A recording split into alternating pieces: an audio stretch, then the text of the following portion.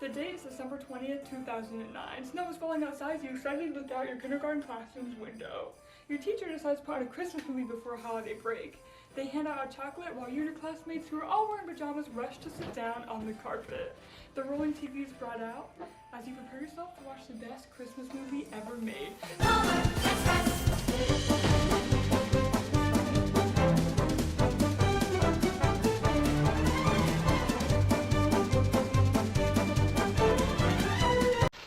I hate this channel. No! No! When we get there, we'll scream. Yeah! No matter what winter holiday you celebrate, there's one thing everyone can agree on, and that is The Polar Express is the best holiday movie ever made. Yeah. Huh? You've never seen The Polar Express before? Hang on.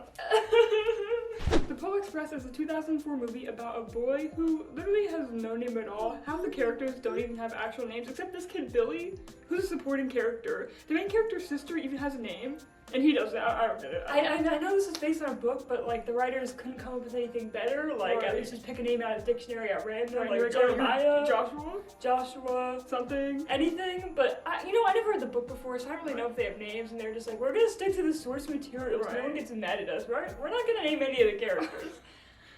Which is I feel like that's one thing for a movie you could make an exception for. like name the character. Like props to the writers for like not including any names and dialogue. I feel like that would have been hard. Anyways, we're getting off track. The movie's about this nondescript, no-name boy who's skeptical that Santa exists. He then quite literally gets a one-way ticket to the North Pole via this train called, you guessed it, the Polar Express. Well, it's a two-way ticket. This movie isn't about Tom Hanks dropping off 20 kids as a conductor in the middle of the North Pole to fight for their lives. I mean, some of them do. Yeah, some of them do fight for their lives. Yeah.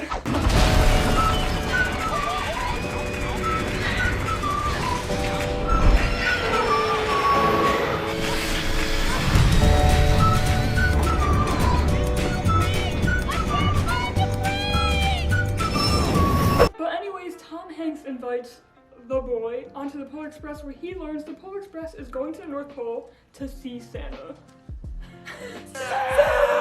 Oh my god!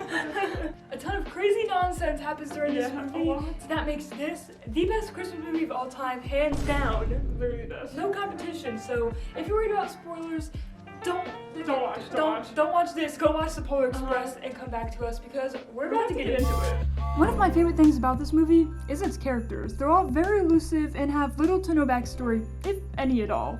We know the hero boy has two parents, a sister, and doesn't believe in Santa. We know Billy is a lower middle class, shy kid who wants to know what his first Christmas present from Santa is. And we know the hero girl is very outgoing and wants to help everyone, including Billy. But the one character we don't know much about is the most iconic character in the entire movie. And that is the know-it-all. He's one of the many characters without a name, so the writers decided to call him the know-it-all. Like, damn, they really roasted him for no reason. I mean, they did have a reason, though. Hey, what gives? It was 5 minutes till midnight 4 minutes ago. Exactly! Like, who wears a whole sweater to sleep? Did he, like, hear the Polar Express outside his window and go, I know where I'm going? Like, did he really know that much? Imagine if they gave everyone a weird name. Like, Billy would be going by the poor kid. I guess that's why they gave Billy a name specifically, because that's a little too brutal. Some sources I looked up, though, did call him the lonely kid, so I don't know what's worse. The lonely kid, the know-it-all. The lonely kid, the know-it-all. I have some legitimate questions about this kid. Like, how did he know half the stuff he knew? Like, you know his classic line? You know what kind of train this is? How did he know what kind of train this was? Like, did he go on the previous year? I mean, Right. there's a reason he knew to put on this fire sweater Right, before right. getting on the train. Like, he seemed to know he was gonna meet Santa. I need his backstory immediately. Near the end of the movie, he even ends up in the same bag of presents the main characters do, but we never see his journey and how he got there. How did he know where to go? You saw the whole adventure they all went on to get into the present bag. Like, how did he get there first? He was below them in the present bag, meaning he did get there before them. Right, and I know in the movie he said, oh, I just want to see what kind of presents I got. What are you doing here? Same as you. I'm checking on my Christmas presents. I want to make sure I'm getting everything on my list. All I found was one present, and all I had was a bunch of stupid underwear. But, like, was that really his motive? I don't believe him, because he would have had to put in so much work to get there. Like, and the main characters got there after he did, and he said he followed them, which is like, how? Then how did you get there first? And, like, It would have been so funny if they had him like in the background of some scenes in the movie, but they didn't do that. I know it was so random, like, and then they treat him like he's this monster guy wearing a Billy Slag. Like, what was the point? Also, why the hell did he tell the main character the hero girl's getting chucked off the train by Tom Hanks for just not having her ticket? You know what's gonna happen now, don't you? He's gonna throw her off the train. Yeah, he's gonna probably throw her right off the rear platform. It's standard procedure. That way she won't get sucked down under the wheels. They may slow the train down a little bit, but they're never gonna stop it. Like, was he pulling the classic middle school line that every middle schooler says when the teacher's like 5 minutes late from class by saying, "Oh, if the teacher's not here in 15 minutes, we are legally allowed to leave"? Like, or did he hear it from somewhere? Or did he just make it up to scare people? But like, it honestly seemed like he really believed it. Also, he says it's standard procedure, like throwing her off the back of the train so she gets sucked under the wheel. What? The main character is all like, we gotta stop the train so the hero girl doesn't get sucked under the wheels like a normal person, and the know-it-all kid goes, No, please don't do that again. like, what do you mean, no? He's so quick to accept her death, he's like, R.I.P. Happens to the best of us, I guess. Forgot my ticket last year, I almost got chucked off the train. This is the type of kid parents need to keep a close eye on. Like, his lesson at the end of the movie was to learn, but I think he knows enough. Like, if he knows anything more, he's gonna know I'm watching the movie, and he's gonna be staring at me like Ayama from My Hero Academia, like, watching me watch the movie. And that's why we love this movie so much, because, you know, it just leaves us wanting more. Like, I just want to know more about the characters now. This movie very much reminds me of how it feels like to be a kid. You know, as a kid, you don't question much, you just kind of go with the flow. Exactly like how the hero boy gets onto the Polar Express with, like, little to no hesitation. I mean, he does hesitate, but, you know, the conductor kind of pulls, like, the, okay, suit yourself, when he says no. And I mean, as a kid, you gotta get on the train after he says that, because he's sort of challenging you, like, loser doesn't even get on the train, he's missing out, and you know, you just gotta get on after that. So I understand, but then afterwards the hero kid just does not hesitate for the rest of the movie. He's like accepting hot chocolate from strange men, talking to hobo, jumping off trains.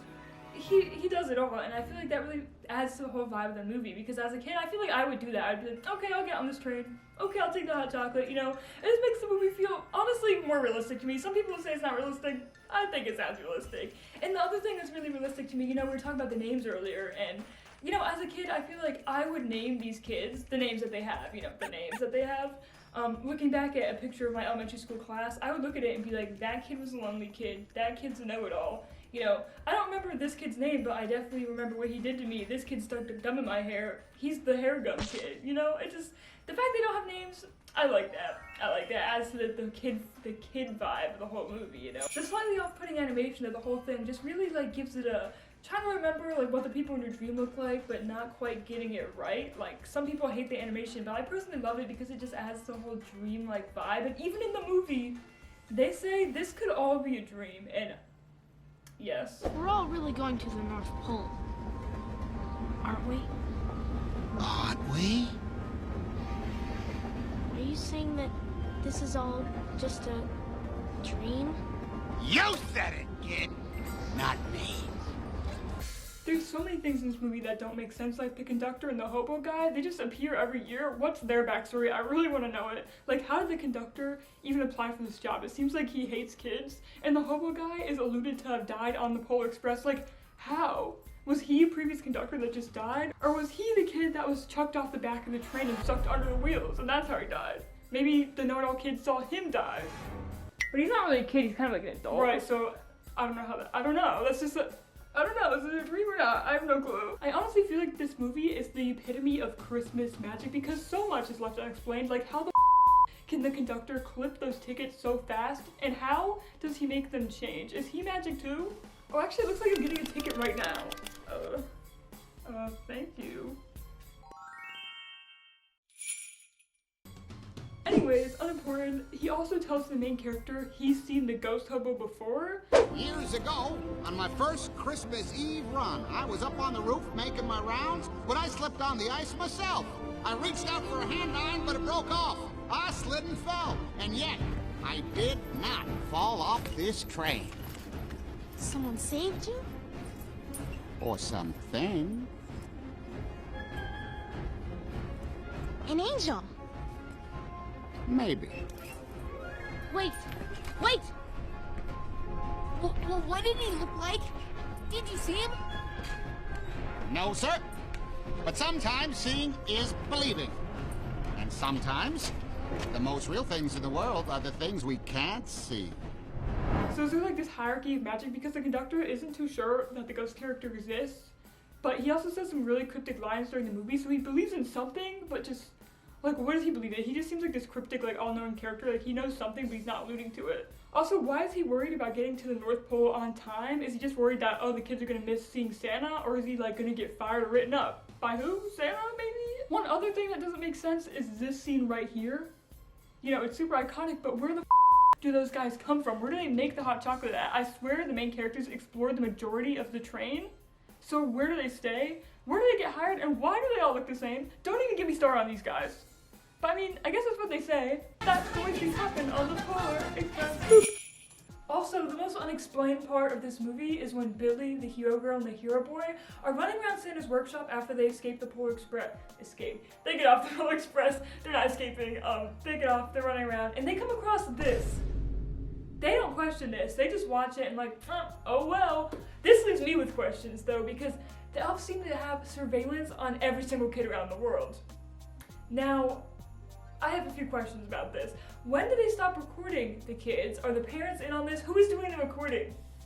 Are the elves sneaking around stalking children? I know the movie's trying to play on the classic Santa line. He sees you when you're sleeping. He knows when you're awake. He knows if you've been bad or good, so be good for goodness sake. Yeah, I know they're trying to play on that. But does he really need to know in full HD? You know what I'm saying? Like, does he, like, it is 2004, and this is the most HD camera I've ever seen. I don't mean to tell you this, Santa, but if this is 24-hour surveillance on children, seems a little illegal. I don't know, though.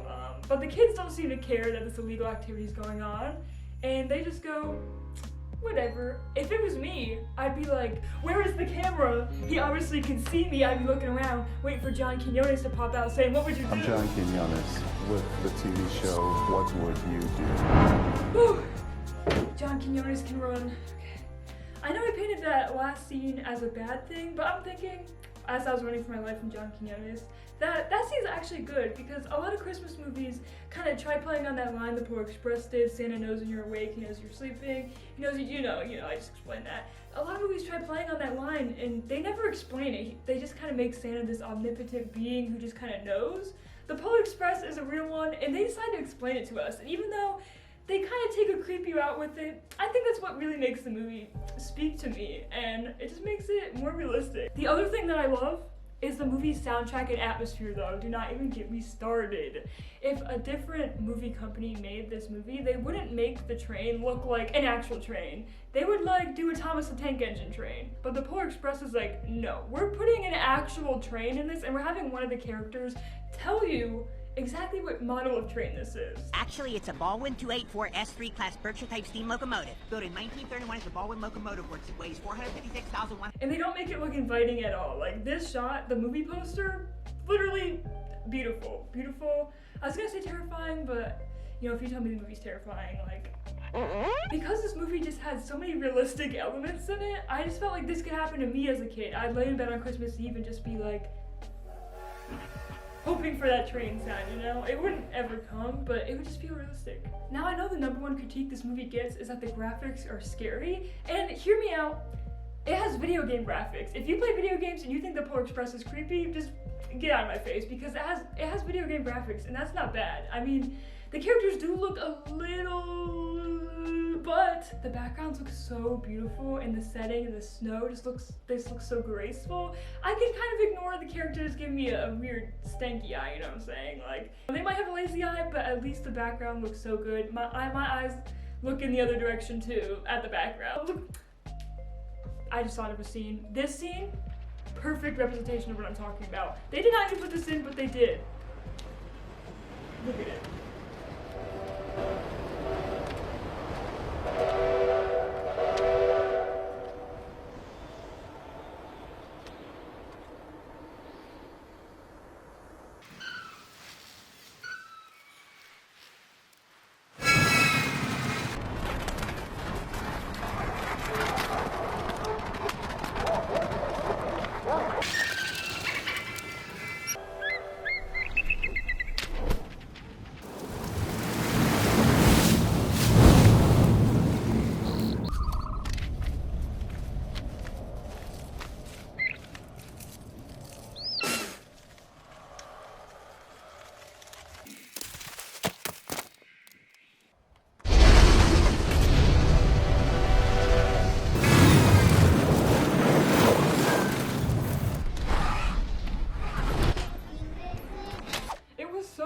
unnecessarily long. How did the ticket make that seemingly 30-minute journey back onto the Polar Express? Does it have like a magnetic pool or something? Honestly though, I get why they kept that shot in the movie because it was so gorgeous. I remember looking at that shot when I was little, just like in awe, like, oh my god, because like the shot's really continuous, and I'm like, I was a little kid and I liked wolves, so I'm like, oh my god, look at those wolves. The movie overall is really realistic, like the sound effects are realistic, the snow is really realistic, and they often like to linger on shots just to be like, yeah, we know it's beautiful, just look at it, it's gorgeous, just look. The directors also like to throw in a few musical numbers in there, so it's occasionally a musical, even though it's not marketed as one, which is kind of weird, but also it's a nice surprise. It's just like, I think it's just Christmas spirit to break out into song, so I get why they put it in there. And I'm not gonna lie, I've been listening to the soundtrack recently just to get into the holiday spirit because it's that good. That's why I love watching this movie on Christmas Eve, because it feels like a dream I could have actually had when I was younger on Christmas Eve, but I get to revisit that dream every year. And I know we've been kind of making fun of this movie for the majority of our video, but all the things we made fun of it for is what makes it great. So what's really there to actually hate about it?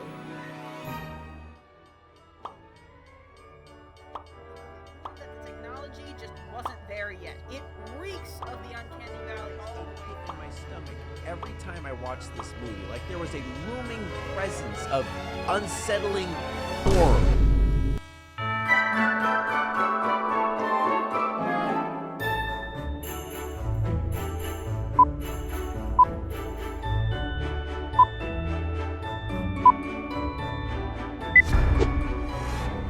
If I hear one more person tell me they think the Polar Express is creepy, I'm going to...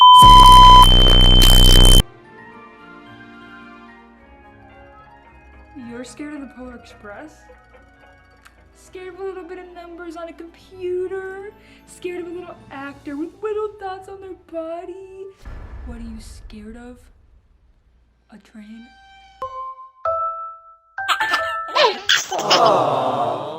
If you're actually scared of the Polar Express and you make the mistake of telling me, you're going to the doll room. The doll room. You're meeting him. You're meeting this guy. If you dare utter the words to me about the CGI in the Polar Express being bad, and you say, they look a little bit uncanny valley to me, they could have done better with their faces, don't bother going to sleep tonight. You'll be waking up to hundreds of middle-aged elf men surrounding you. This elf right here will be personally escorting you to Santa's toy bag.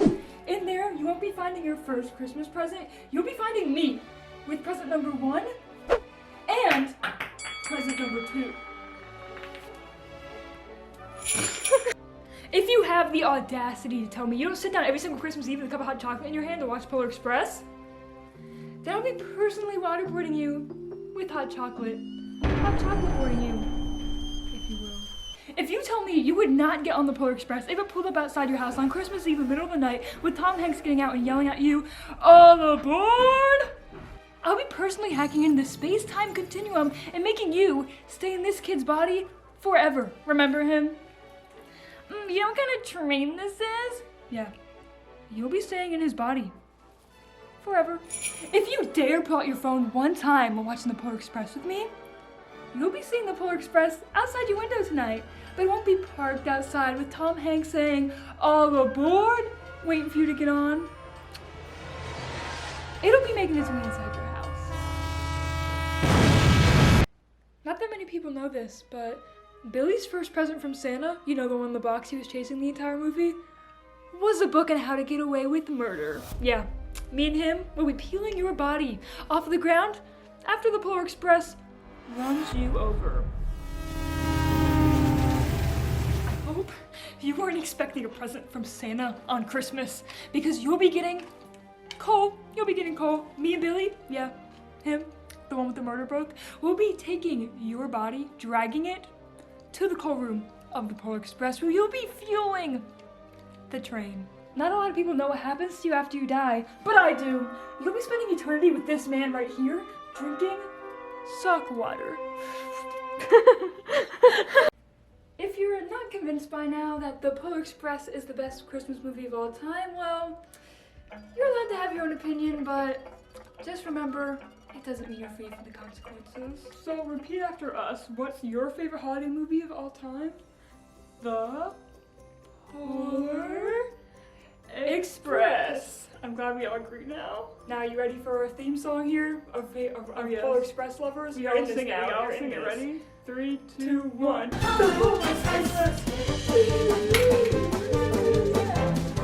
Alright, just remember, to dream is to expand your imagination and create your own reality. Anything's possible, and things don't have to make sense.